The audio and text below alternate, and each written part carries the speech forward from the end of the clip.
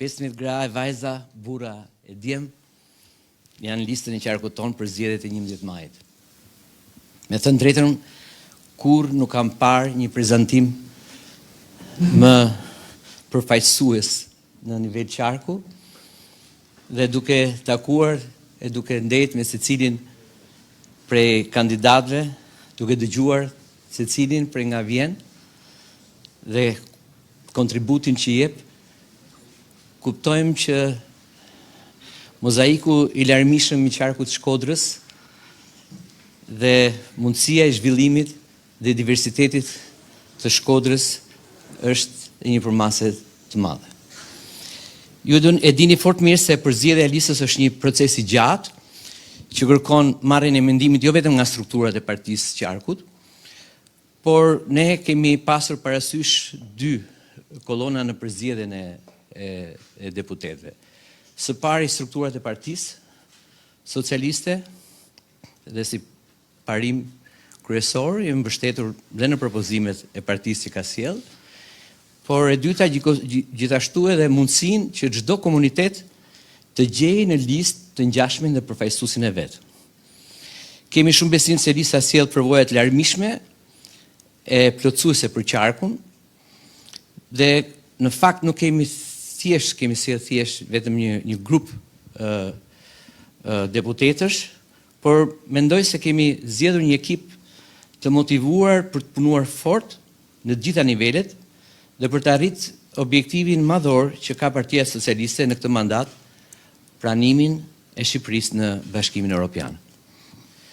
Dy janë deputetët që garojnë për mandatin e dytë, ndërsa 13 të tjerë e kanë për herë të parë këtë sfidë. Gati 50% e listës janë gra e vajza, dhe po ashtu në listë ne kemi pjesë nga platforma e deputetit që duam dhe njëkohësisht dhe nga përfaqësues të Akademisë Politike të Partisë Socialiste. Gjithashtu kemi mbajtur në konsiderat profesione të ndryshme, pasi në këtë listë kemi jurist, kemi ekonomist, kemi inxhinier, mjek, stomatolog, ushtarak, sipërmarrës. Artist nuk kemi në listë, pasi në Shkodër artistët janë gjithmonë shumë zënë, e s'kemi dashur të heqim nga skena. Por besoj se kjo është një listë që përmban të gjithë karakteristikat dhe do doja që të filloja me prezantimin e secilit prej tyre. Dua ta filloj me Marianën, vajzën me rënjë nga Dugagjini, po me zemër në Shkodër, ku është rritur, e njohur në mediat e huaja, por dhe në ato vendese, si Neo Malcoria. Mariana është një shembull ideal i rinisë energjike dhe vizionare, që e do fort vendin e vet, punën dhe zhvillimin e qëndrueshëm. Me vizionin e saj për turizmin, zhvillimin rural dhe rinin, besoj fort se Mariana do t'jap një kontribut të jashtëzakonshëm për gjithë qarkun e Shkodrës. Kjo fal energjisë së saj dhe frymës që ajo ka sjellë ndër vite dhe punës krijuese, duke sjell dhe një brand të saj që është i njohur, do thoya dhe ndërkombëtarisht, që është Neo Malcoria. Onit Bejleri është i lidhur në Shkodër me profesion inxhinier. E ka zhvilluar kryesisht aktivitetin e tij ose karrierën profesionale në sektorin privat, por ka 3 vite që është i angazhuar në administratën publike, në Agjencinë Shtetërore të Kadastrës, si drejtues, në Tiranë dhe në Shkodër, dhe më tej si nënkryetari i Bashkisë së Shkodrës. Onidi ka zgjedhur Shkodrën për ndërtuar jetën familjare dhe është babai 2 fëmijëve. Për 2 vitesh është pjesë e ekipit të afërt të bashkisë dhe ka dhënë një kontribut të rëndësishëm në ndjekjen dhe implementimin e shumë investimeve të fundit që kemi bërë së bashku në Shkodër. Sot ai është pjesë e një rrugtimi të ri në parlament dhe përfaqësojnë Shkodrën si një zë zhvillimit të qytetit të Shkodrës në gjithë qarkun. Gjenis Çela është 28 vjeçe, lindur dhe rritur në Shkodër. Ka studiuar që herët, që në moshën 15 vjeçare është shkolluar në Britaninë e Madhe, në Itali, në shkencat në marrëdhënie ndërkombëtare, në shkencat politike, ka mbaruar studimet në Cambridge dhe ka zgjedhur të kthehet në vendlindje. Ajo po vazhdon të japi kontributin e saj dhe është pjesë e një familje e cila vazhdon të shërbejë Shkodrës nëpërmjet aktivitetit të saj privat, por në fushën e turizmit.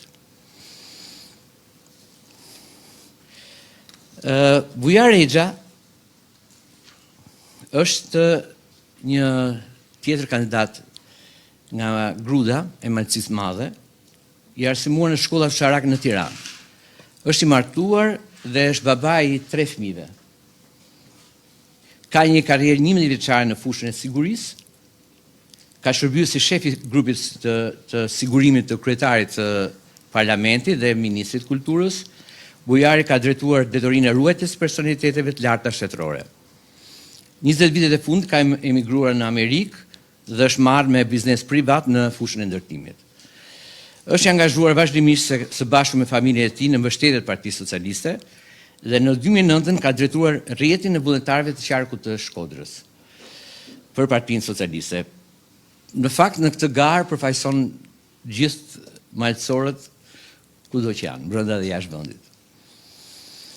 Edona, besoj se s'ka nevojë për prezantim, përfaqëson Shkodrën në parlament sot, e ka me shumë pasion, është një zë i fortë për qytetin, rinin dhe sipërmarrjen. 4 vitet e mandatit parë ka propozuar edhe nisma të konkrete ligjore, ka lobuar për investime, ka vazhduar të ketë marrëdhënie të fortë me qytetarët në Shkodër, rikandidon këtë garë me besimin se Shkodra do të ketë një vazhdimsi në përfaqësim për të çuar më përpara dhe iniciativat e tjera të qytetit tonë. Radhën e kena marrë sipas kronologjisë së emrave. Enertit Canaj është i arsimuar në fushën e ekonomisë dhe drejtësisë me një eksperiencë të konsiderueshme në administratën publike, në disa role të ndryshme. Ai vjen nga familje e majtë, angazhuar në fushën e biznesit privat. Enertiti njihet për përshkushtim ndaj shërbimit publik dhe profesionalizëm në çdo detyrë që ka marrë përsipër. Ai përfaqëson një brezëri me formim të fortë dhe vlera të qëndrueshme. Ervin Doda është 39 vjeç, lindur dhe rritur në Fusharës, i martuar dhe babai i një vajze 2 vjeçare, jurist me eksperiencë në fushën e avokatisë, ka pasur angazhim kryesisht në sektorin privat, njohës shumë i mirë terretin në zonën që ai përfaqëson, pozicion që ka mbajtur deri tani është nën prefekt i Shkodrës.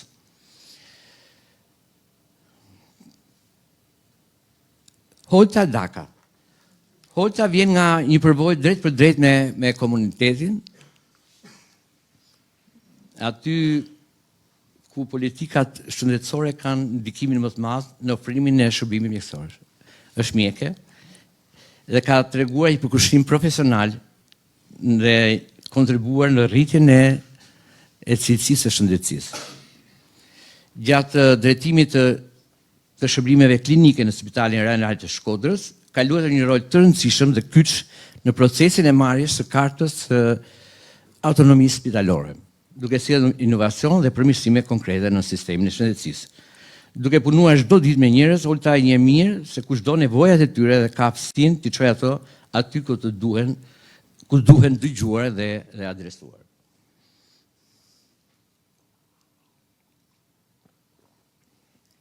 Frog Gjini, Frogu është një demokrat i hershëm, një njeri që ka qëndruar besnik parimeve të tij dhe ka dhënë kontributin e tij për vite me radhë.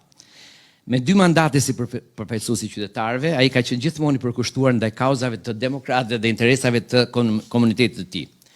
Frogu e kuptoi se e vetmja rrugë për të çuar përpara kontributin e tij për qytetarë shkodran është ajo që garanton stabilitetin dhe zhvillimin. Duke parë vizionin e Partisë Socialiste dhe rrugën e sigurt drejt Europës, ai zgjodhi të mos e çojë dëm përvojën dhe angazhimin e tij për ta vënë në shërbim të ardhmes. respekti dhe mirënjohja për të nuk vinë vetëm nga radhët e Partisë Socialiste, por nga gjithë ata që e njohin dhe që kanë punuar pranë me Frokun. Besmir Lezha, edhe ky një djalë i lindur dhe i rritur në Shkodër, ka zgjedhur të ndërtojë jetën e familjes së tij pikërisht në qytetin e lindjes. Besmiri është prindi 2 fëmijëve dhe ka një histori të gjatë angazhimi në sektorin privat, ku ka nisur të punojë që në moshën 14 vjeçare. Për më shumë se 2 vitesh, ai është bashkëngjitur Bashkuar Administratës Publike, duke treguar profesionalizëm dhe mbi të gjitha përkushtim dhe shërbim të shumë të mirë të banorëve të Shkodrës. Marian Dërshtiqaj ka përfunduar shkollën profesionale Arben Broci me rezultate të larta, ndërsa studimet universitare ka përfunduar në Fakultetin e Drejtësisë. Pas përfundimit të studimeve, ka punuar në Drejtori Renale Transportit Rrugor në Shkodër, ku ka fituar një eksperiencë të vlefshme në shërbimin publik. Në rolin që ka pasur si drejtues, Marian është spikatur gjithashtu në gatishmërinë që ka për të ndihmuar njerëzit, duke dëgjuar shqetësimet e tyre, duke ofruar zgjidhje praktike dhe të duhura. Vera Andrecaj, doktore shkencas, është një profesioniste e shquar në një karrierë akademike dhe profesionale të spikatur në Mbretërinë e Bashkuar. Ajo ka emigruar në vitin 2002 dhe sot është profesore e asociuar në Cardiff Metropolitan University, ku kontribon në fushën e menaxhimit strategjik dhe të prokurimit publik dhe të arsimit të lartë. Me një sër kualifikimesh akademike, përfshirë 3 mastera dhe një doktoratur, si dhe trajnimet profesionale, ajo ka dhënë një kontribut të rëndësishëm në zhvillimin e politikave publike. Si kandidate nga platforma e deputetit që duam, ku nga vjen Vera, ajo synon të sjellë të përvojë të pasur në shërbim të qytetarëve dhe zhvillimit të vendit të Shqipërisë. Casey Spahia është një stomatologe e re, e diplomuar dhe e licencuar, por me një dashuri të madhe për të kontribuar për Shkodrën. Ajo që spikat te Casey është energjia dhe përkushtimi për çdo angazhim që merr. Akademia politike ishte pika që definoi më tej imazhin e saj, duke i dhënë një qasje më të qartë dhe më të strukturuar ndaj politikës. Shkëlqim Sterkaj, me një përvojë të gjatë në fushën e biznesit, si dhe në drejtimin e suksesshëm të institucioneve publike, me një aktivitet të suksesshëm familjar, janë kthyer në sipërmarrës të rëndësishëm të zonës. Vizion të cilin tashmë synon ta kthejë në komunitet. Me një kontribut madh jo vetëm në biznes, por edhe në atë politik, ku familja e tij ndose me bindje të djathta, sot e sheh përtej logos politike, si një shembull absolut se zhvillimi i këtij vendit kërkon vizion edhe jo ngjyra partie. Adnan Shullani është një prej figurave më të përkushtuara të Partisë Socialiste në Shkodër, me një angazhim të pandërprerë në Partinë Socialiste prej 32 vitesh në struktura. Me një përvojë të gjatë, është mësues, ka qenë si mësues dhe drejtues i gjimnazit. Ai sot ushtron detyrën e administratorit të njësisë Ana e Malit. Adnani është një njohës i thellë i nevojave të komunitetit dhe një zë i besuar për banorët e zonës. Adnani është një burr që punon shumë dhe është fjalë pak. Këta janë lojtarët e ekipit tonë i dashur kryeministër. Jam i sigurt që Shkodra do t'i mbështesë ata dhe do të punojë fort dhe bashkë me mbështetjen e qeverisë shqiptare, Shkodra do të kthehet porta hyrëse e Shqipërisë në Europë. Faleminderit. Kam kënaqësinë të jap fjalën kryeministrit. Shumë faleminderit Benet, edhe kënaqësi që shikohemi përsëri këtë herë të gjithë së bashku në Shkodër, ku Mahamendja, ashtu si dhe në qaqet e tjera, kemi arritur fal punës shumë të kujdesshme që ka bërë drejtuesi politik së bashku me strukturat dhe me aktorë të tjerë shoqëror këtu në Shkodër të formsojmë një skuadër që është shumë përfaqësuese, që mbulon praktikisht të gjitha ndjeshmëritë dhe njëkohësisht edhe kategoritë dhe që ju flet të gjithëve, pavarësisht moshës, pavarësisht gjinisë dhe prejardhjes, pasi kushdo që jeton në Shkodër apo mund të jetojë jashtë, por është i lidhur me Shkodrën, flas me gjithë qarkun, e ka mundësinë që në këtë skuadër të gjej atë që kërkon. Dhe kjo është shumë avantazh i madh për ne, krahasimisht me ata që kemi përballë, ose më saktë që kemi mbrapa, se ne përballë kemi vetëm horizontin e Bashkimit Evropian dhe s'kemi kundërshtar përballë, por kemi mbrapa. Edhe prandaj edhe dëgjojmë në mënyrë të vazhdueshme zhurma, edhe dëgjojmë në mënyrë të vazhdueshme klithma dhe britma dhe sharje dhe mallkime dhe lehje. Dua të them diçka që është në fillim, sepse nuk kam pas mundësi rast me fol me Marianën, por më ka rënë në sy bullizimi që i bën disa burime të caktuara edhe personazhe grotesk në petkun e analistëve, komentatorëve, deri dhe intelektualëve që kanë kurajën ta quajnë veten, duke e ekspozuar si një simbol të një banaliteti të shkuarës. Dhe me thënë drejtën, unë e di shumë mirë që Mariana është e fortë dhe nuk i bën përshtypje këto, madje është aq kokëfort se do jetë problem vete, po kjo është një histori tjetër. Po arsyeja pse unë solla këtu këtë shembull është se dua të kthej një përgjigje për ata njerëz që nuk e kanë iden fare se kush është Mariana, që nisen thjesht nga fakti që është një malësore, nuk kuptojnë fare, hiç, zero, provokimin e fotografisë me atë qingjin ishte, Kecin, fotografin me Kec, nuk e kuptojnë fare provokimin, që është një, sipas meje, imazh jashtëzakonisht i bukur, dhe mbi të gjitha harrojnë që të pyesin se nga vjen Mariana dhe çka ka bërë Mariana në jetë. Nuk është një vajzë me qingja dhe me keca që u mor për thjesht panoramën ose fasadën, por është një personalitet në kuptimin e vërtet fjalës për moshën që ka.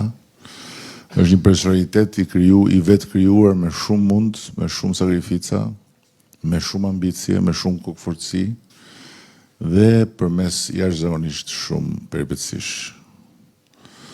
Jam i bindur që nuk e kanë iden për shembull që Mariana ka studiuar shkenca politike jashtë shtetit, që ka pasur një trajektore jashtëzakonisht të veçantë për të ardhur deri këtu, dhe që politikën e ka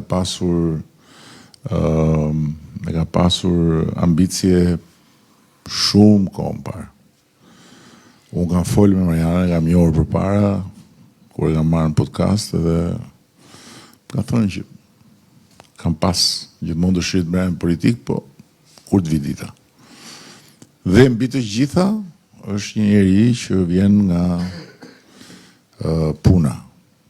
Nga puna dhe nga suksesi, aty ku të tjerët 99% do ishin dorëzuar në mes të asgjëkundit, atje ku i ka qelluar të ketë vendlindjen e shtëpinë dhe ku ka ngritur një destinacion turistik që si shta Beneti është bërë njohur ndërkombëtarisht. Tani, arsyeja pse Mariana vjen në politik është diçka që ajo mund ta shpjegojë vetë, por arsyeja pse ne kemi pranuar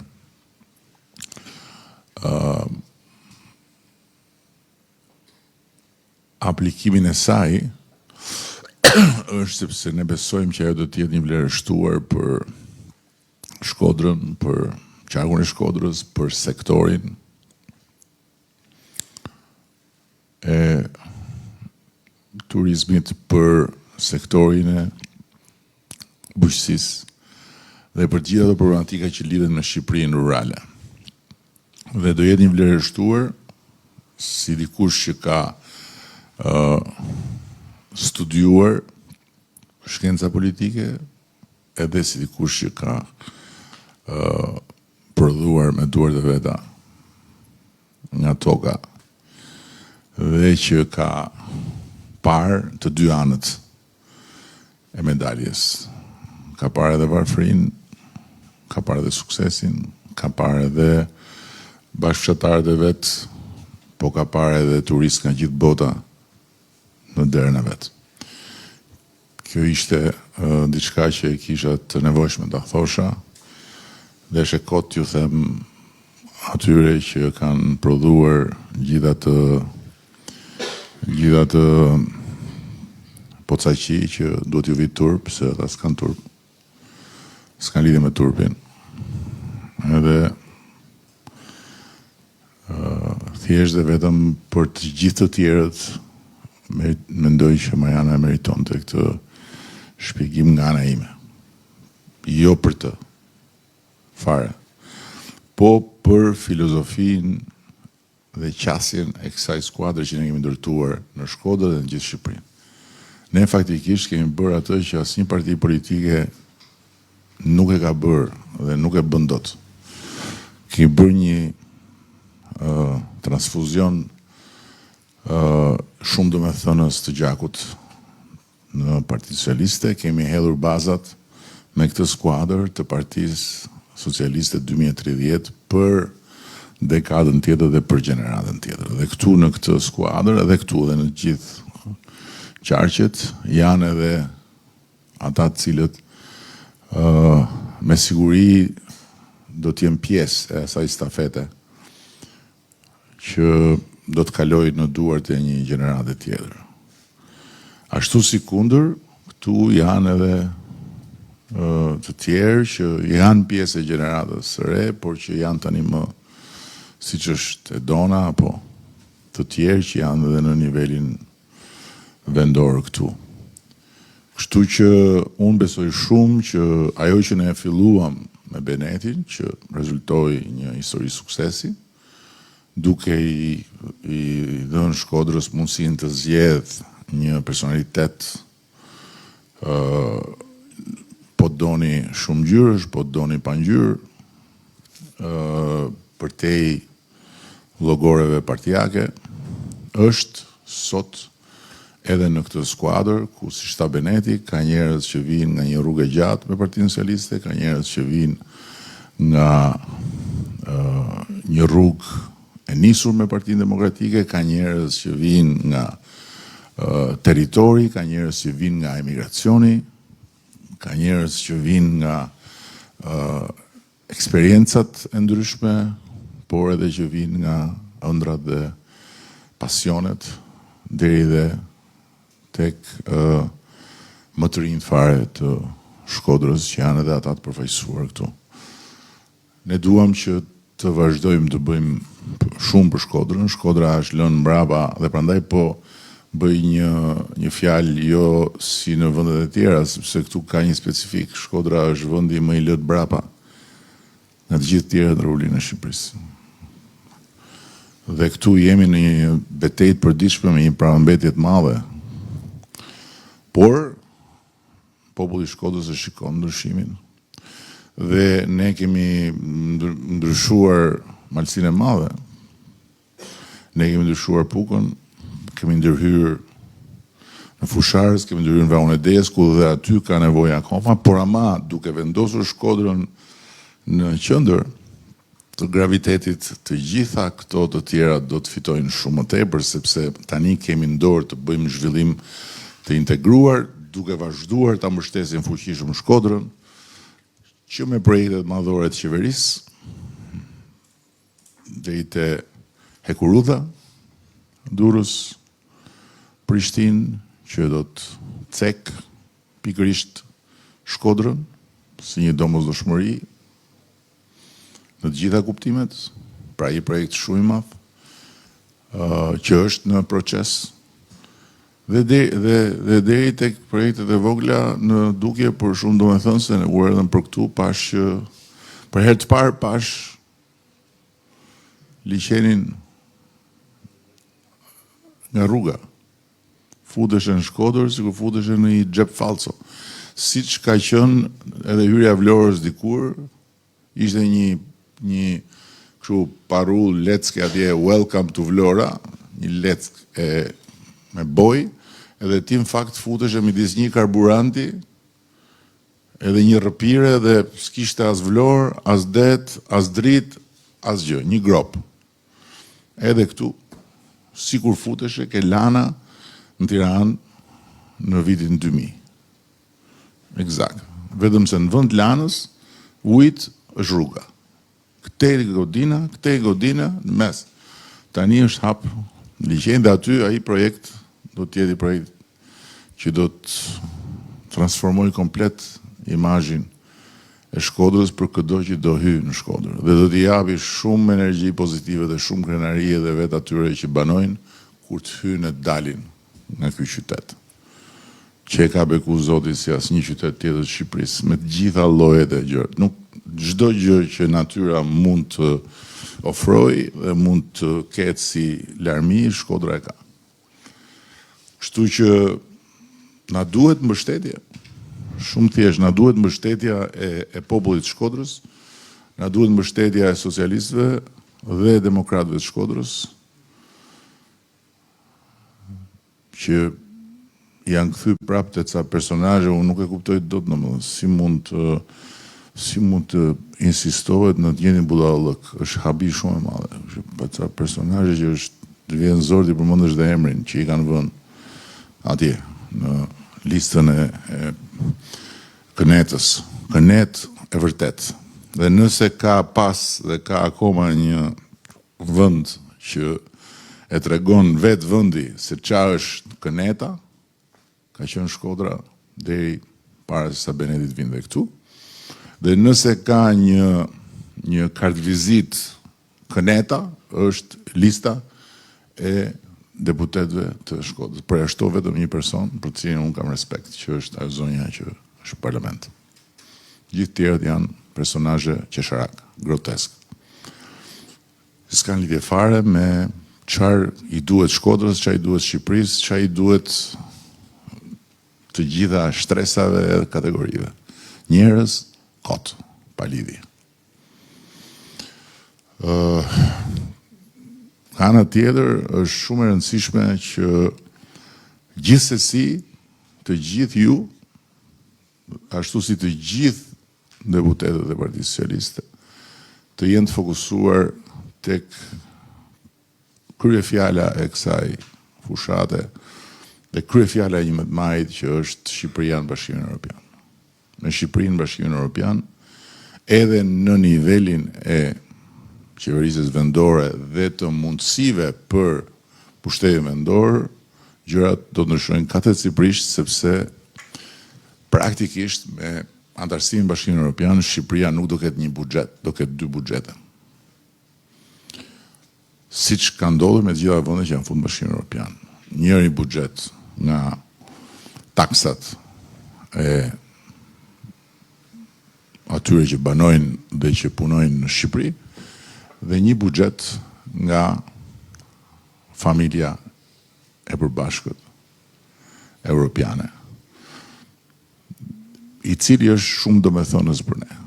Ka qenë jashtëzakonisht domethënës për gjitha vendet që kanë hyrë në Bashkimin Evropian. Fal atij buxheti ekstra, ato kanë bërë kapërcimin historik nga vende të mbetura mbrapa në shumë aspekte ish komuniste në vende evropiane, shtete të Bashkimit Evropian.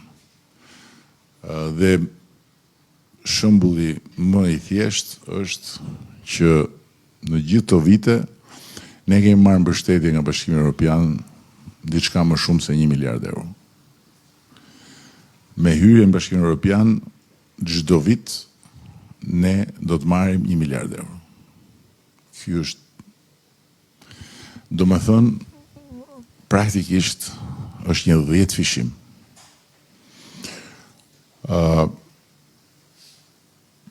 Bujqësia, ne në gjithë të vite kemi marrë nga Bashkimi Evropian më pak se 200 milion euro në mbështetje në total. Shumë më pak se 200 milion euro. Me hyrjen në Bashkimin Evropian do të marrim 300 milion euro në vit, që do t'i shkojnë fshatit, drejt për drejt. Dhe të tjera që nuk po i marr me radhë, se janë shumë përfitime, dhe në momentin kur i e përpara kësaj mundësie, çfarë diskutimi është për këtë votoj? Dhe pse çdo lloj devijimi i votës në një drejtim tjetër, këtë mundësi e vën rrezik, sepse ne jemi duke negociuar antarësimin. Tani ne jemi këtu duke folur për këtë punën tonë. Në Tiranë janë 1000 veta që janë në përzyra që punojnë me negociatat. Çdo ditë, dhe bëhet fjalë për qindra mijëra faqe punë. Ligje, vendime, rregulla që duhen transferuar në organizmin ton legislativ dhe rregullator. Qindra mijëra faqe. Kjo do të thotë që nuk ka asnjë minutë për të humbur. Dhe afati i dakordsuar me ta është fundi i 2027-s. Ne i kemi nisur negociatat vjet. Dhe në fund 2027-s na është hapur kjo derë që t'i mbyllim dhe të fullim Bashkimin Evropian. Bashkë me Malin e Zi. Mali i Zi ka nisur në 2012. Vetëm kaq mjafton për të kuptuar që është një mundësi e artë që na është krijuar tani për arsye jo vetëm tonat që ne kemi bërë detyrat, por për arsye të gjeopolitikës dhe të situatës përgjithshme ku Bashkimi Evropian kërkon të shtojë rradhat e veta dhe do t'japi një mesazh botës që ne po zgjerohemi dhe po rritemi në numër dhe do të unifikojë gjithë perimetrin e vet, sepse Europës në kufi me Rusinë, sepse përndryshe jemi të kërcënuar. Dje komentova një publikim të bërë, anketimi që ka filluar në 1983 i gjithë popujve të Bashkimit Evropian lidhur me sa e mbështesin Bashkimin Evropian, ka nxjerrë një rezultat shokues. Bashkimi Evropian sot si organizim në gjithë 27 vendet ka mbështetjen më të madhe që ka pas që nga 1983. Mbështetje që i ra shumë në vitet paraardhëse. Pse ka mbështetjen? Sepse popujt Europës e kanë ndjerë që duhet me u bashku, duhet me qenë bashk, duhet me garantu perimetrin, sepse këtu nuk bëhet më fjalë për jo po kjo, jo po ajo, se kjo kështu, se kjo ashtu, këtu bëhet fjalë për ekzistencën dhe bëhet fjalë për të mbrojtur sovranitetin, për të mbrojtur lirinë, për të mbrojtur gjithë ato që janë fituar nga kërcënime të ndryshme dhe nga lufta. Tashi, çfarë do diskutojmë ne këtu në 11 maj? Në momentin që ka një luhatje, dhe luhatje unë nuk e shoh si një kalim i shumicës nga një anë tjetrën, se kjo nuk ndodh, por ka një luhatje në aspektin e çfarë shumice del. Del një shumicë si kjo që kemi, del një shumicë edhe më vogël se kjo që pavarësisht se, pra, del 71, del 74, çfarë del? Apo del një shumicë që i thot Brukseli dhe i thot të 27 vendeve, ne populli shqiptar duam urgjent të hyjmë Bashkimin Evropian dhe prandaj e mbështesim këtë forcë politike, pavarësisht se nuk jemi të gjithë me këtë forcë politike. Siç shqiptarët mbështetën Partinë Demokratike në 92-shin, kur i dhanë fund ndarjes me historinë e të shkuarës dhe hapën një kapitull 3. Nuk ishin të gjithë antar apo simpatizant të PD-s, po ishte PD-ja e vetmja gjë e mundshme në kohën e dur dhe në vendin e dur. Sot është koha e dur, 11 maj, ky është vendi i dur, ti jesh në qendrën e votimit dhe patjetër që adresa e dur është vetëm Partia Socialiste. Çdo gjë tjetër është një budallëk. Është një budallëk. Ku do ta çosh votën? Për çfarë? Për marrëzit që fliten. Parti Këneda as nuk diskuto, parti të reja, partia më e re sot, dhe unë po ja u them statistikisht, është Partia Socialiste. Është Partia Socialiste. Se merri dhe për qesh kur të pash që këto të reja kishin janë 17 personazhe që i prekte dekriminalizimi. Nuk diskutohet që s'kam asnjë akuzë për të bërë, sepse unë e di se si mund të ndodhi. Nuk kam pas dieni, por kanë dalë rrugëve, kanë kërku njerëz. Merr babën, merr xhajën, merr vllajën, merr atë, pastaj këdo kapi dhe një tjetër me mush listën. Edhe çfarë do t'i japësh atyre? Puna atyre që bën çfarë duan, të han kokat me njëri tjetrin nga jo anë. Unë këtu e kam për ata që janë mendje hapur dhe pavarësisht se mund mos jenë mbështetës Partisë Socialiste, dhe nuk ju them hajde bëuni mbështetës, hajde bëuni socialistë, ju them votoni në datën 11 maj që ne të jemi blok dhe t'i themi BE-s po vim. Dhe në 12-13 maj kur këtu të numërohen votat, ata 1000 veta që merren me negociatat vazhdojnë punën dhe mos rrinë të shohin televizor e prit se si po del Shkodra. Nuk duhet ndodhi. Shumë e thjeshtë. Nuk duhet ndodhi. Përndryshe vështirësohen gjërat. Dhe s'kemi pse vështirësojmë një mundësi historike. Kjo është pak a shumë ajo që unë doja të teksoja. Natyrisht që deri në 11 maj do jenë gjitha mundësit për të folë për gjitha gjërat e tjera. Nesër ne kemi shpalosjen e Shqipërisë 2030, bashkë me gjithë grupin e deputetëve, për t'i dhënë një perspektivë me piketat kryesore natyrisht, sepse ndryshe nga të tjerë që bëjmë programe elektorale, ne kemi një program që për çdo fush kemi një mal me strategji, me plan, me gjitha, kështu që është shumë masiv programi ynë, është program qeverisës, dhe ne qeverisim ne nuk kemi hajtë të kapim në një gjohë se s'kemi gjohë në dorë dhe s'do na vi gjohë në dorë, dhe po i themi do i bëjmë pensionet 500 euro edhe do bëjmë naftën 5 cent. Këto i thot kur s'ka gjë në dorë dhe ja fut kote dhe pastaj as nuk e da provosh dot që e bënde apo se bënde, se nuk do fitoj dot, s'do ta ketë mundësinë ta tregoj, kështu punë e madhe fort.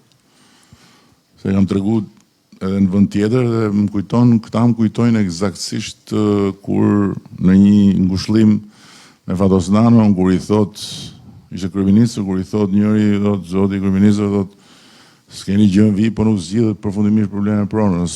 E drejti, thot Fatosi, për keni ideti, shumë e thjeshta, merrni gjithve dhe jepjen e atyre që e kam pas pronarët e vjetër, gjithë tjerët, të ndahet kjo muhabet.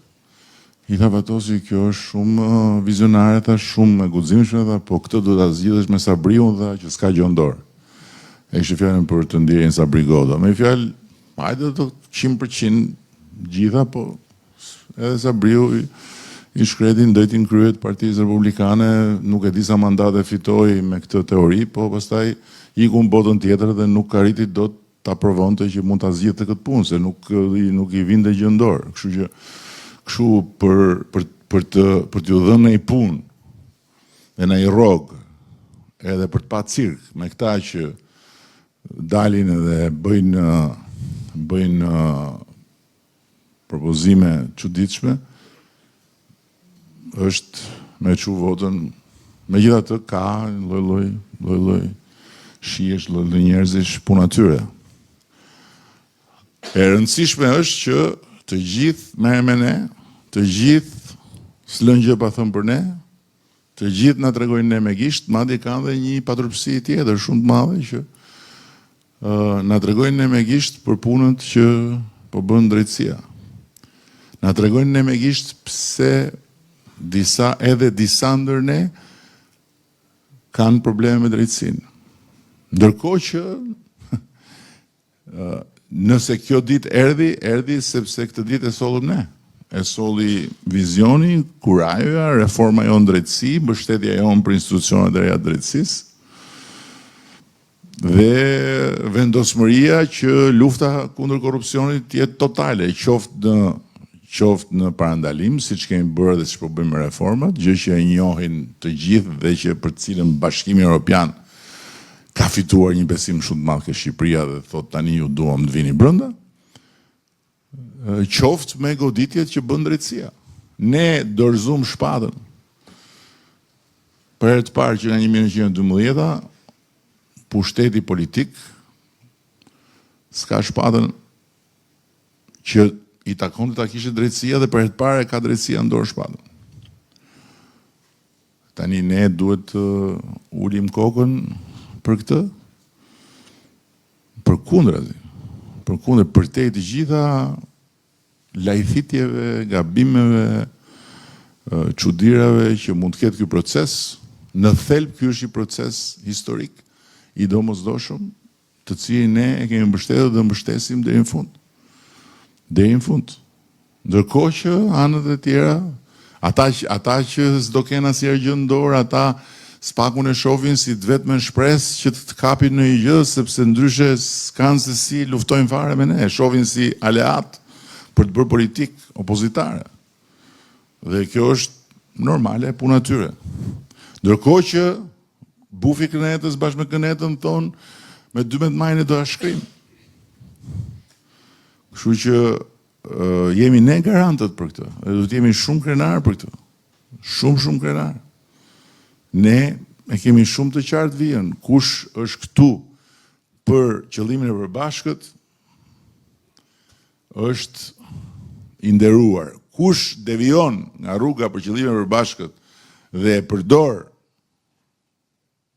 fuqinë që i jep populli përmes Partisë Socialiste për të bërë punë